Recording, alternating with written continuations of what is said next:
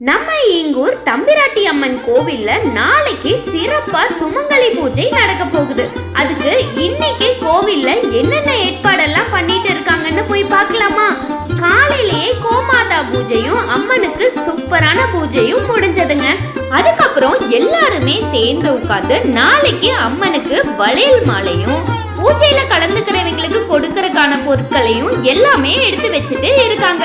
நாளைக்கு கோவிலுக்கு 9:30 மணிக்கு வந்தா போதும்பா அப்படின்னு நினைச்சு அசால்ட்டா மட்டும் இருந்துராதீங்க. காலையில 8 மணிக்கே சிவன் கோவில்ல இருந்து 108 குடம் பால் ஊர்வலமா எடுத்துட்டு வந்து அம்மனுக்கு பாலபிஷேகம் ரொம்ப அழகா நடக்க போகுதுங்க. இந்த ஷார்ட்ஸ்ல நம்ம பாக்குறது எல்லாமே குட்டி குட்டி கிளிப்ஸ் தாங்க. இதோட டீடைல் வீடியோ கண்டிப்பா பூஜை முடிஞ்ச உடனே அப்லோட் பண்ணிடலாம். இதனால நாங்க சொல்ல வர்றது என்னன்னா, சொந்த பந்தம் எல்லாருமே நாளைக்கு காலையில 8 மணிக்கே கோவிலுக்கு வந்துருங்க.